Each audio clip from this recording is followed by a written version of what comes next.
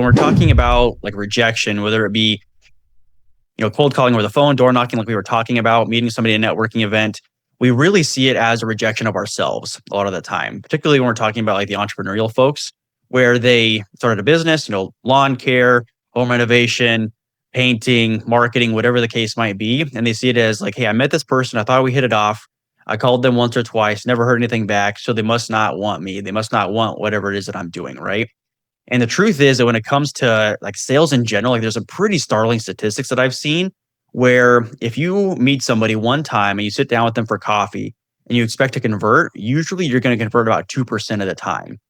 Now, if we follow up with those folks over the course of, months or years or whatever the case might be, but if we follow up with them for at least 5 times across industries, but usually it's more in that 7 to 12 times. If we follow with them at least that many times, then we're going to see a jump to 80% conversion. So if we're not doing those things consistently, we're falling that rejection trap, then we're losing most of our business a lot of the time. Welcome to the Entrepreneur Podcast, filled with marketing and leadership tips on launching and growing your business with your host, Deanne Mora. Welcome, everyone. Today, we're diving headfirst into the world of sales with someone who doesn't just talk about results, he creates them. Jacob Hicks is a powerhouse keynote speaker and a sales expert with over a decade of experience transforming how individuals and teams approach sales. From building systems that actually convert to shifting your mindset to thrive under pressure, Jacob is known for turning rejection into revenue and chaos into clarity. So if you've ever felt stuck in follow-up fatigue or overwhelmed by the hustle, this episode is your reset. Jacob, welcome to the podcast. Well, thanks so much for having me. Really excited to be here. Awesome. Well, let's dive in. Let's kick off with your journey. So how did you first get into sales and what has kept you so passionate about it over the years? Well, it's kind of funny. I first got into sales, when I was in 8th grade. I was, kind of one of those like 8th grade trips, we were going into high school. So we decided to plan a trip. And we had to sell chocolates to, raise some funds. Was really kind of my first role. So I went door to door, in kind of a 4-block radius selling chocolates. And I had to, honestly, I couldn't tell you what my conversion rate was back then, but I had a pretty good time. Sold the most of my class, which was, again, pretty fun. My first real official role, I sold suits in a retail setting for about 4 or 5 years. Worked my way all the way up to a store manager level and took a store from being really pretty negative. They went $250,000 in the red, and I brought them back into the black in about 9 months, which is a good time. But since then, I've done kind of everything under the sun a little bit, from inside sales to outside sales. I traveled all around the country and traveled around mainly around the Midwest, mainly in the Iowa area. And then the last couple of years, moved into sales coaching, helping folks mostly in the entrepreneurial role, where they're either like solopreneurs trying to figure out their sales systems. How do I convert people? All the way up to usually about $3 or $4 million in revenue is kind of where my sweet spot is, where they usually are starting to try to really define, are they trying to start their own sales team, or what does that kind of look like for them?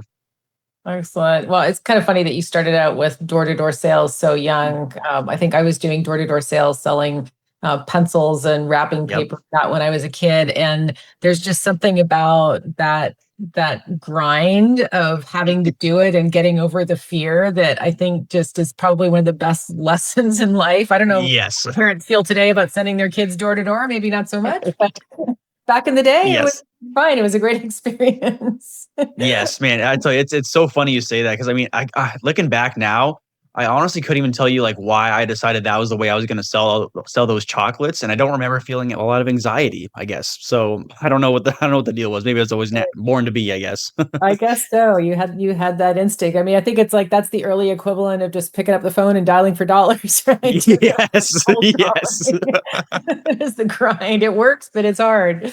Yes. Oh man, that's funny.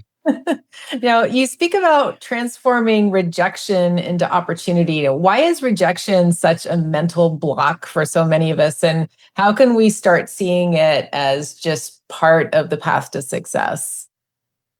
Well, a lot of it is really, kind of on the mindset piece, really, because like when we're talking about like rejection, whether it be, cold calling over the phone, door knocking, like we were talking about, meeting somebody at a networking event, we really see it as a rejection of ourselves a lot of the time, particularly when we're talking about like the entrepreneurial folks, where they started a business, lawn care, home renovation, painting, marketing, whatever the case might be. And they see it as like, hey, I met this person. I thought we hit it off. I called them once or twice, never heard anything back. So they must not want me. They must not want whatever it is that I'm doing. Right. And the truth is that when it comes to like sales in general, like there's some pretty startling statistics that I've seen where if you meet somebody one time and you sit down with them for coffee and you expect to convert, usually you're going to convert about 2% of the time. Now, if we follow up with those folks over the course of, months or years or whatever the case might be, but if we follow up with them for at least 5 times across industries, but usually it's more in that 7 to 12 times, if we follow with them at least that many times, then we're going to see a jump to 80% conversion. So if we're not doing those things consistently, we're falling into that rejection trap, then we're losing most of our business a lot of the time.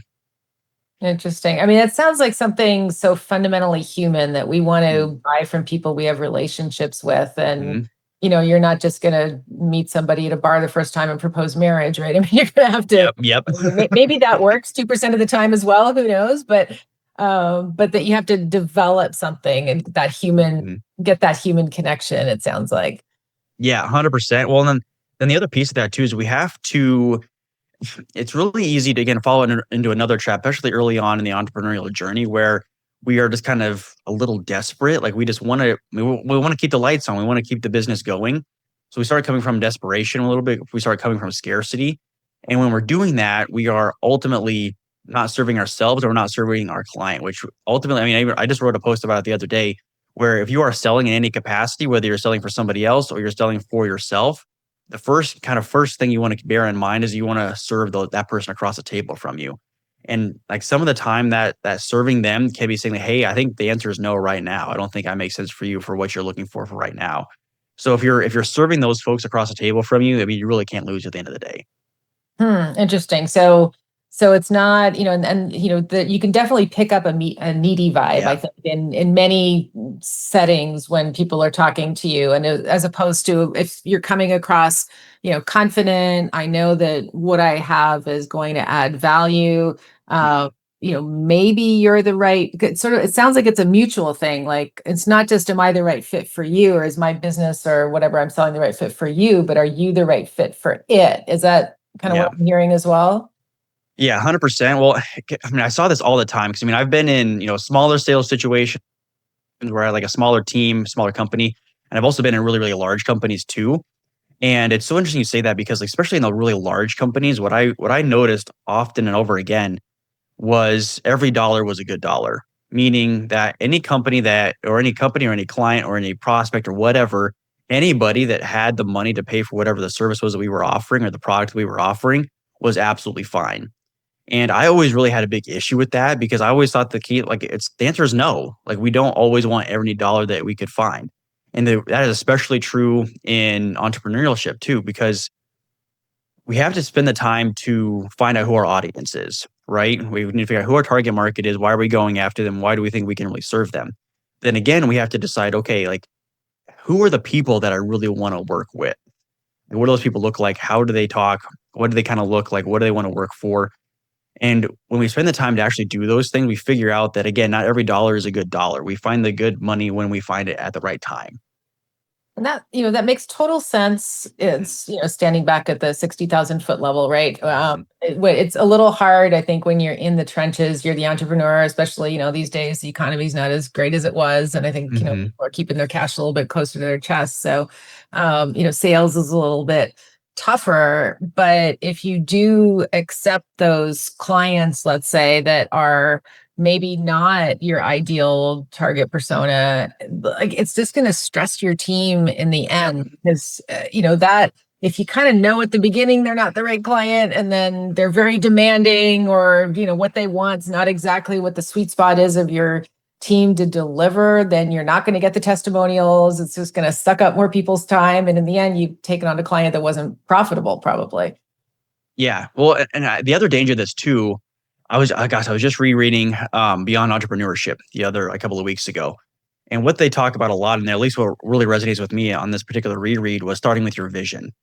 And I think it's so easy to get caught up in the strategy and the tactics, particularly when we're talking about sales, saying like, hey, we're trying to break into this new territory. We're going to do a lot of cold calling. We're going to do a lot of door knocking. Or we're going to do a lot of, mailing marketing, whatever the strategy is. And then our tactics are going to be like, hey, here's the scripts that we're going to use when we're having conversations, like that kind of stuff, right? But if we don't take the time to even give ourselves permission to say like, hey, here's what the vision is for the business and for my life, I feel like we can fall into the ditch of like what you were just saying, where we take on people that don't really work for us. They don't make sense for our business. And ultimately what happens is we end up building a business that we kind of hate. We're like, man, I can't believe I have to go back and do this again. And like for me, like I work with folks all the time that are struggling with this. And I'm like, if we're building a business that we don't ultimately like and we don't ultimately love, then what's even the point? Like we're just building ourselves another job. Yeah. Yeah, that's a great point. And, kind of when you're talking about rejection, it got me thinking of that old saying that is the fortunes in the follow-up, right? And Yes. so what makes a follow-up strategy effective in today's world? Because especially, I think with AI, it's just so easy to send out mass emails, send out mass Mm, texts, get those robocalls, like yep. so what's working? How do we avoid being forgettable or even worse, annoying? So, I mean, it's kind of a few things. I mean, the first piece is going to be consistency. And when it comes to consistency, I don't mean just like, well, I called the person that I met at some networking event twice. I never heard from them. So we're going to, kind of assume that they don't want to buy from us, right? Now, it would go back to what I said before. We have to follow up at least 5 times. And usually it's in that 7 to 12 times over the course of several months or like a year to see some conversion. Now, when people follow up, they can kind of get, a little anxious saying like, well, I don't want to come across as annoying, like you were talking about. So the second kind of big piece when we're following up is we want to follow up from value, meaning that I'm not just calling you to say like, hey, do you want to buy my stuff now? I'm actually calling up with some new insight, some new information, so maybe some new questions to ask that can get you thinking about things again. So it's following up from value. And again, people can kind of get anxious about that too, where they're saying like, what do I say? Like, I don't know what to follow up from value for. Like, what do I say? What are the things that people want to know about? And the truth is that when it comes to your particular business, nobody in the world knows your business the way that you do. Meaning that the questions that your clients are often asking, the kind of the struggles that they're often having. So those are the things you want to be kind of talking to, saying like, hey, here's the top 3 questions that I get most often in my marketing business. And here's what people are struggling with in their social media. And here's what people are struggling with in their email campaigns. Here's what people are struggling with in their CRMs. So like answering some of those questions, even unprompted in your follow-up emails can be really, really helpful. And I mean, the last piece that people can often kind of miss, I suppose, is like, let's say you are doing those first 2 things. You're following up consistently. You're saying like, hey, my game plan after I meet with somebody at a networking event is to reach out to them the next day. If I don't hear from them at that point, I follow up with them, and then a few days or after the weekend. And then after that, I'm going to get them on a kind of an email campaign to make sure I'm following up again consistently, and I'm driving towards that value. But when you are doing that, that's absolutely fantastic to do those first 2 things. But the other piece of this too is you want to make sure you're asking. You want to ask for the business.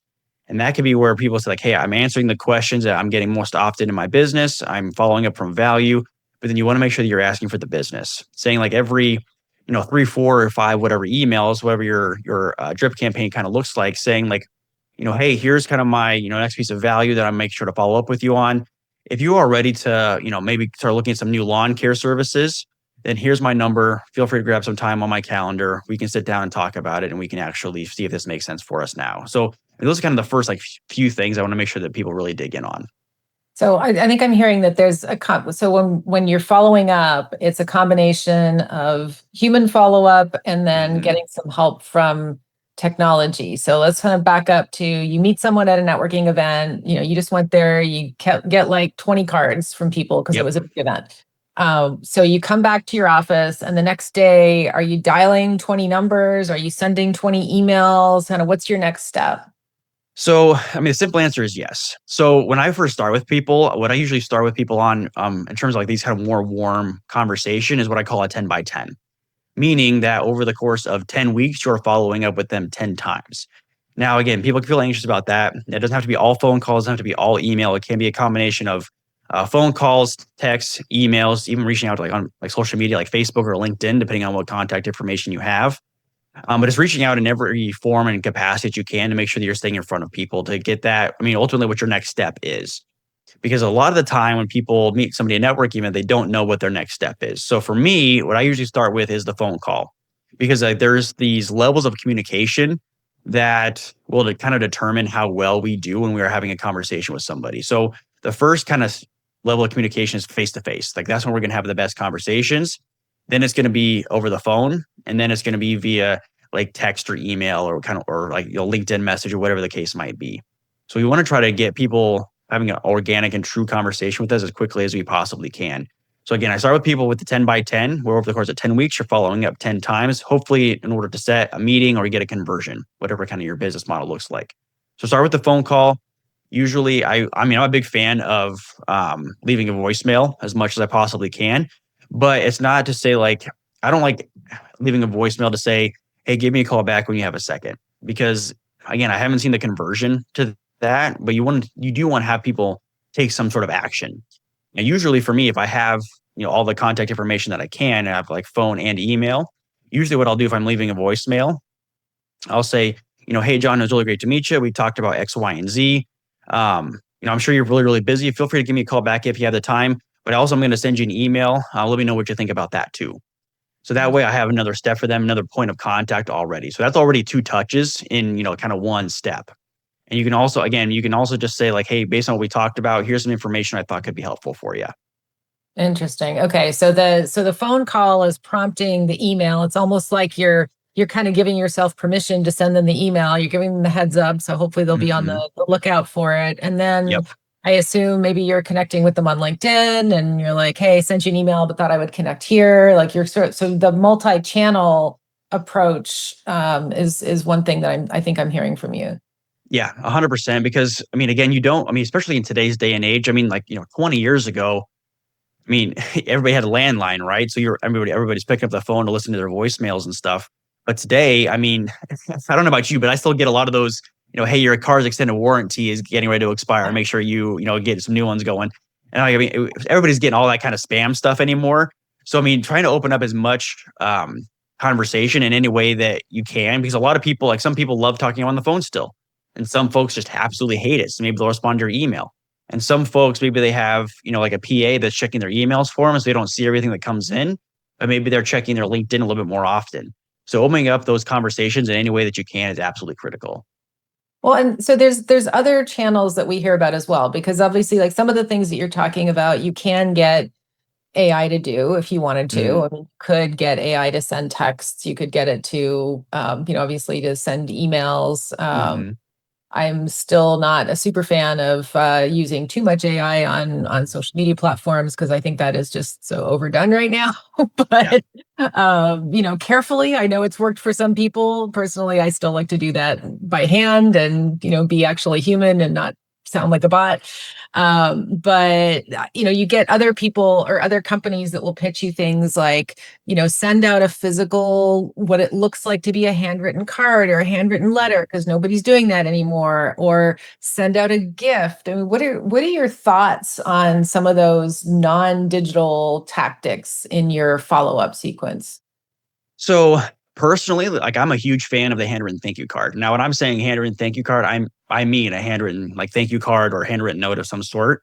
Now, obviously, this is going to be a little more time consuming. Well, you have to like figure out, okay, what am I going to say? I have to write down the thing. I have to get an envelope. I have to do, all the extra steps that they were super used to in the 90s, right? We don't do that stuff hardly anymore.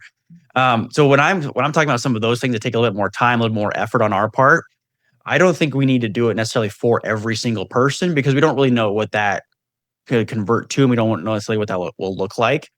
So for me, when I'm sitting down with somebody saying like, hey, I wanted to start doing some handwritten thank you notes of some kind, then for me, I'm talking about like your A+ level prospects. Like those folks are like, hey, I know this person has like the time and the money and the effort that they can actually put into like whatever is a service that I'm offering.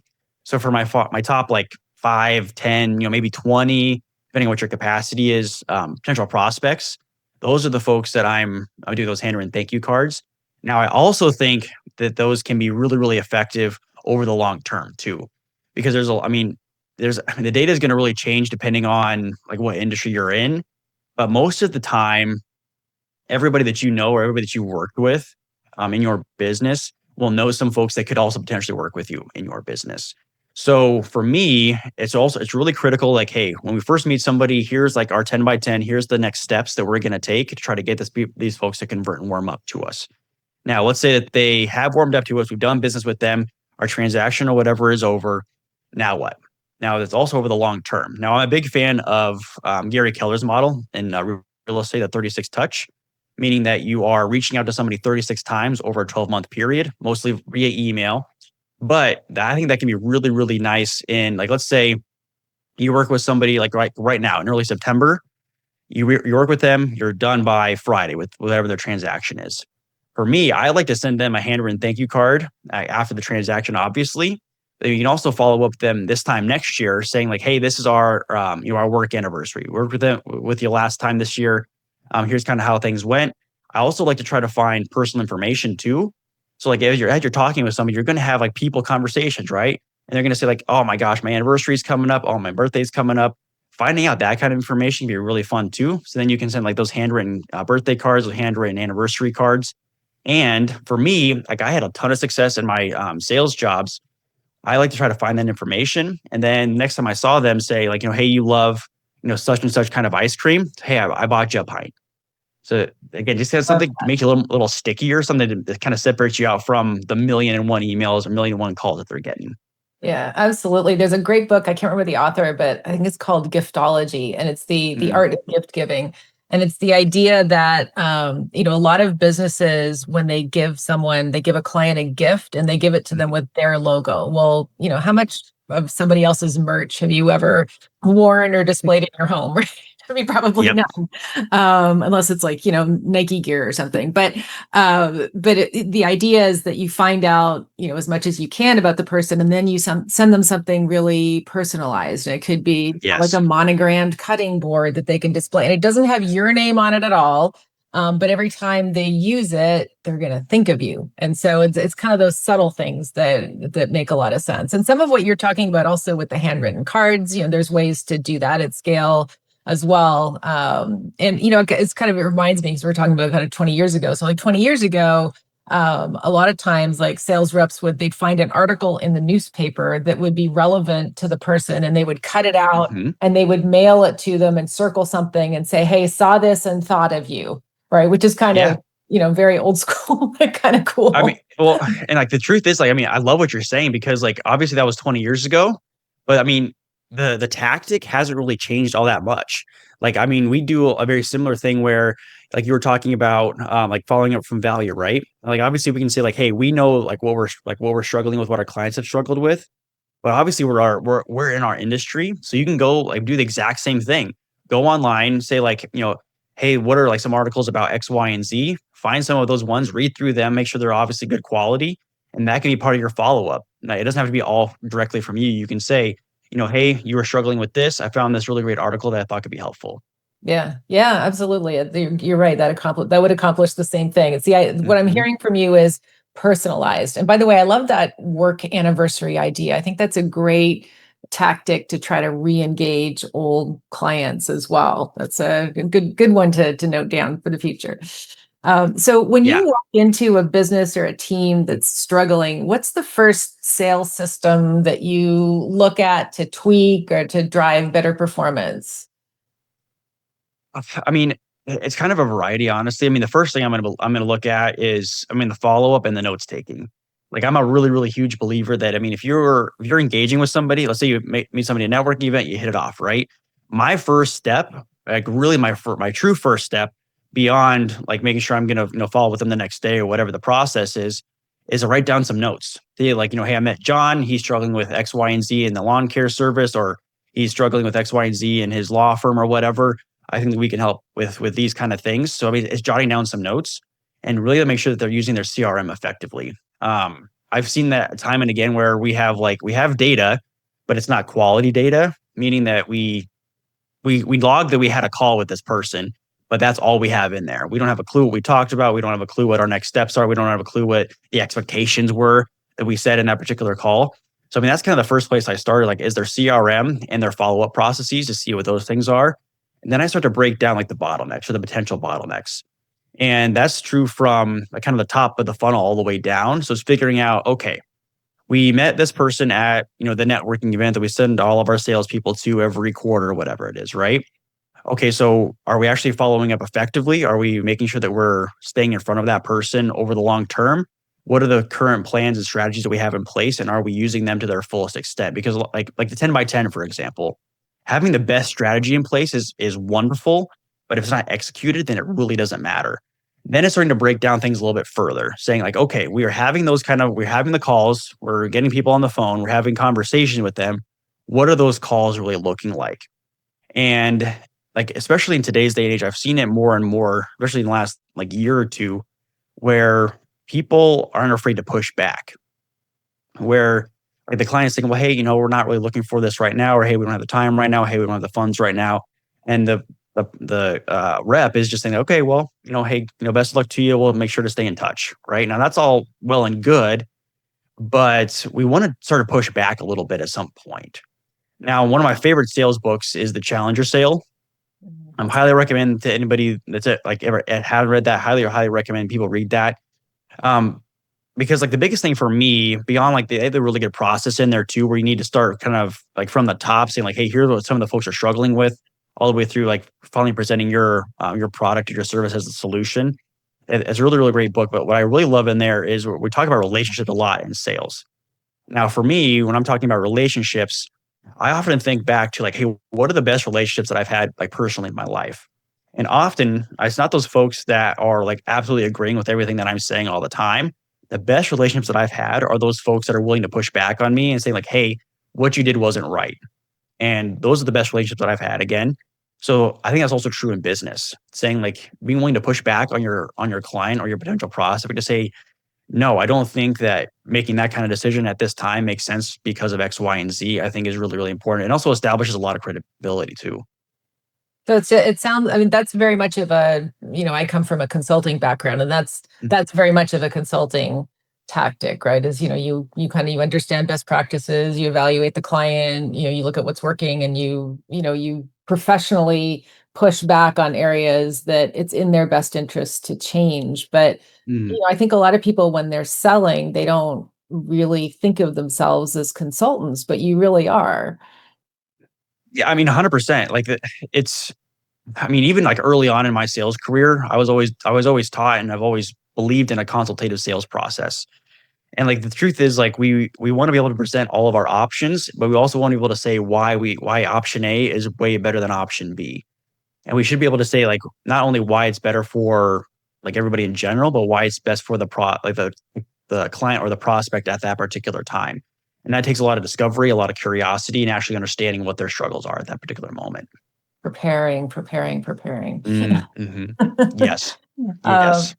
so, we talked about at the beginning of the episode, just the idea of overcoming rejection, but even along, because what I'm hearing you say is that the sales process itself, it's lengthy because you need to build a relationship with your prospect. I mean, assuming you're not just selling a, super easy widget. All right. And along that process, I'm sure that a lot of sales reps and entrepreneurs they experience maybe some fear. Is this ever going to work? Some self-doubt, so which I'm assuming is going to kill a lot of sales opportunities as well. So that kind of gets back to the mental aspect of selling. Like, how can we rewire our thinking to stay proactive and confident, and even when we're not seeing the results right away? So, I think the first step I always walk people through is the vision. Like you have to have an understanding of your vision. I think that's true of entrepreneurs, whether you're a solopreneur or whether you have like a huge, large company underneath you. I also think it's true of like all the sales folks out there too. Like sales is hard. Sales has always been hard, and sales will always be hard to some degree, regardless of AI or anything else. So it's understanding like what is really the vision for the life that I really want to live, and like why is it worthwhile to drive towards that? Because if we don't have like in that end game in mind, then what's the point of struggling at all? We might as well go work some 9 to 5 for somebody else and call it a day. So it's really understanding like your vision for the company and for your life in particular.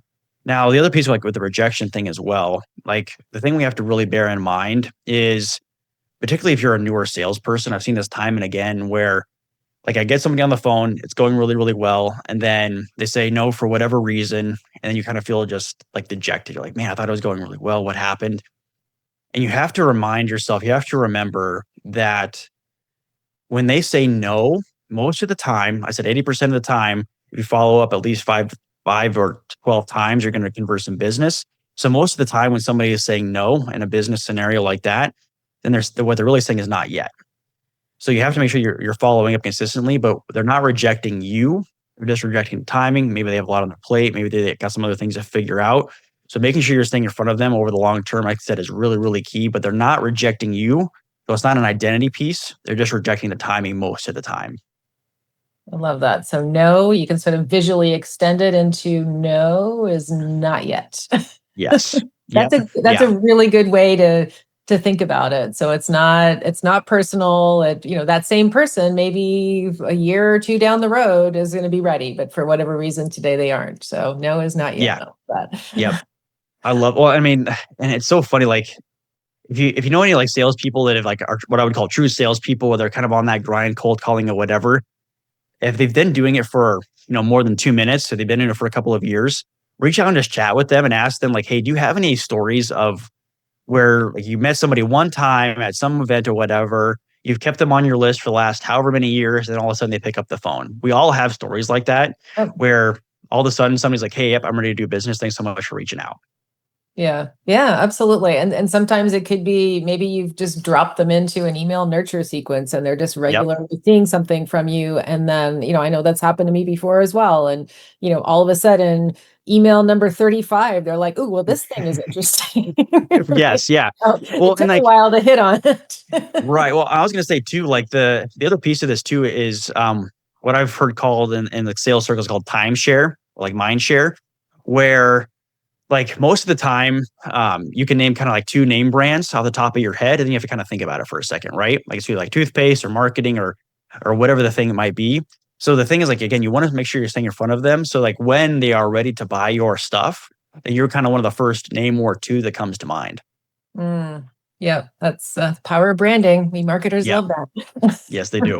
Yes, they do. So we've talked a lot about theory. I'd love to hear, maybe an example or two of a story of a team or an individual that you've worked with that went from struggling to crushing it, and what was it that made the difference for them? So the first like really story that kind of comes to mind was early on in my coaching practice in particular.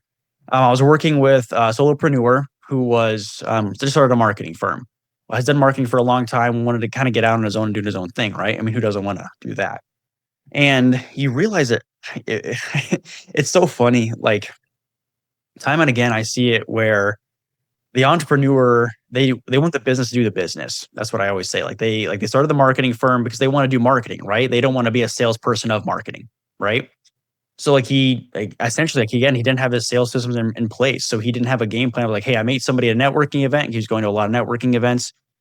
Like, what is my next step? He had no real idea. He would reach out maybe once or twice if he was feeling it, but again, he would get kind of nervous about stuff. So we started really working on both the scripting piece and the follow-up strategies. Now, for anybody that's been listening, like I talk about the 10 by 10 quite a bit. Now, I'm a really big believer that you need to figure out what works well for you. Meaning that, okay, I heard about the 10 by 10 by that guy on that podcast. Then ask yourself, okay, how do I make it mine? How do I take that strategy and apply it to me and my life and what I can do consistently? Now, for him, I was working through the exact same thing with him. He decided that instead of a 10 by 10, the 7 by 7 was working really well for him, meaning that over the course of 7 weeks, he was going to follow up 7 times. Now, I worked with this guy for about 6 months or so, and he went from $0 to $5,000 a month in recurring revenue. So, I mean, those are like I said, just some of the strategy and tactics that can really get you to just like what he was doing, following up consistently and figuring out how to talk through like both your target audience, but then also figure out how to talk to those people. That is really important. Yeah, that makes sense. And what, is in your experience working with entrepreneurs, what would be a common mistake that you think is silently killing those conversions, and how can we fix it? I mean, the sad truth is that usually it comes down to a kind of a couple of things. It's either not following up consistently, meaning that maybe you have like a drip campaign of like a weekly or a monthly newsletter or whatever you're sending out, and you're not doing it consistently, but then it's also not asking for the business. So it's saying like, hey, I've been following up with this person this is my 19th email or whatever that I'm sending them. So I'm going to every fourth or fifth or sixth email, I'm going to ask them for some business. Obviously, I'm going to keep the value high and make sure I'm following up from value. But then it's actually asking for the business, saying, hey, John, it was really great meeting you a couple of months ago at whatever networking event. You were talking through X, Y, and Z last time we talked. So I would love to sit down with you further and see if we can be a service. So actually being willing to say like, hey, what I have is of value. So I'm going to make sure that I'm actually out there actually offering it. So kind of value, value, value, value, ask. Yep. And just kind of rinse and repeat, it sounds like. Yeah. Yep. So again, but it's the consistency piece that's really hard to maintain sometimes. Yeah. That's where automation obviously can help a great deal. So obviously, sales is evolving really quickly. I don't think any podcast would be complete without a conversation that includes AI. So we're going to include it here. What, like in today's day that's so, technology enabled, if you will, what skills or systems do you think are going to separate the pros from the pack over the next year? And how do you see AI enabling sales teams? So you touched on it a little bit already, like the automation piece. I'm really curious to see like how does automation really evolve over the next couple of years? Because right now it's very much like, hey, somebody signs up on your website, they get automatically put into the journey or the path or whatever you're calling it, and then they get the set sequence of emails and whatever that kind of looks like, right? Which is fantastic, especially in the last like 5 or 10 years. But I'm curious to see like how AI will shift that from like, hey, this person read this email for this amount of time, they got through at least this couple of paragraphs, or they really zoned in on this particular area of the email, they clicked on this link, so that means that they are probably more likely to buy in X amount of Z emails, or because of that, then we should follow up in this way as opposed to this other way. So I'm really curious to see how AI will help us kind of shift that. More broadly though, I think that will really separate the true like salespeople from maybe the folks that might even get left behind a little bit, are the folks that you kind of touched on a little bit earlier, like saying like, hey, John reached out to me, here's his email, what should I say back to him? Like just kind of plug and play in the email game, which I guess can be helpful, but we see that all the time, and it doesn't convert the way we think it should. So what I really think is that, again, at the end of the day, you are the expert, right? I said that earlier, like nobody knows your business the way that you do. So it's figuring out ways to use AI to enhance who you are already. Now, one of my favorite ways to do this is saying something to the effect of like, hey, I am looking to maybe start a new like social media campaign. I want you to behave as I would, and I want you to spit out some ideas for me. And I want you to list out the pros and the cons of each one, and then make a recommendation at the end. So, it's enhancing with the information that you have already, which I really think will separate the good from the great.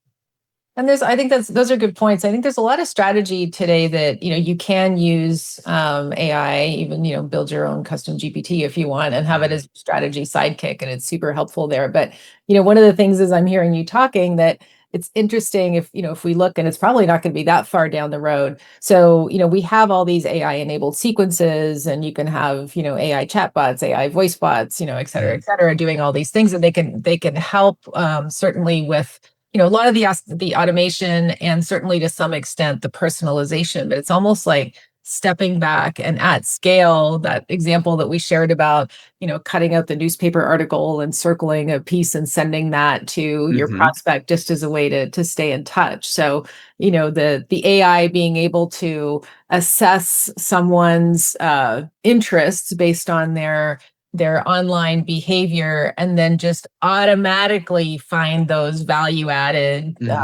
tips and articles, and making it, I remember back when CRM started, the old Peppers and Rogers, so it was back in the early 90s that wrote the one-to-one future, and the idea that, mass marketing is dead and we need to market to individuals. And that was sort of groundbreaking at the time, which is sort of the birth of CRM. But taking it to the next level and being able to have AI at the top where it would actually, assess that individual and just completely customize a sequence for them. I think it'll be really cool Yeah. to see that evolve. I think I'm really excited about it too. And I would have to imagine that if it's working well in that like, example you just gave, then I would have to feel like, okay, like after, so many emails or so many articles, then they decide like, hey, I want to sit down with that. I want to sit down with your salesperson or whatever. Then I would have to think that person, that prospect would be really warm at that point. And we're just kind of in a closing conversation at that point, hopefully. Yeah, very, very interesting. Well, Jacob, this has been a really helpful conversation, I think, for a lot of our listeners that, number one, we're hearing that sales should not be scary. It's really about, consulting, doing what's right for the prospect and creating relationships. The fortunes in the follow-up, as we've talked a lot about, you just got to kind of use technology where you can. Also just, get over it and make sure that you're following up and don't give up. No just means not yet. And don't forget to ask for the business, have a call to action, at least every follow-ups, and make sure that somebody understands what you do and what you can offer, and take that next step. So I think these are some really helpful tips that our listeners will be able to implement right away in their business. And I appreciate you sharing all of that today. Well, thank you so much for having me. This has been a really fun conversation. Well, and when I'm sure that some of our listeners might want to reach out for more of a one-to-one conversation with you, where is the best place for them to find you? So the best place to get in touch with me is just through my website. It's just jacobhickscoach.com. Be sure to check out my blogs. I'm always leaving like new sales tips and strategies on there. But if you're looking for something a little more immediate, I also have my growth hub. That's a tab on there where I've got like some of the books that we mentioned today on there. Some of my top 10 books that I love for this and time management and just how to make sure you're staying focused on the right things. Then I also have an entrepreneurial sales toolkit, which will kind of walk you through some of the basics, like the 10 by 10, like the 36 touch, how to handle rejection, what to kind of look for like in a CRM too. So I've got that for all your listeners too. Wonderful. Excellent. Well, appreciate you sharing those resources, Jacob. And thanks again for being on the show. Thanks so much for having me. This is great.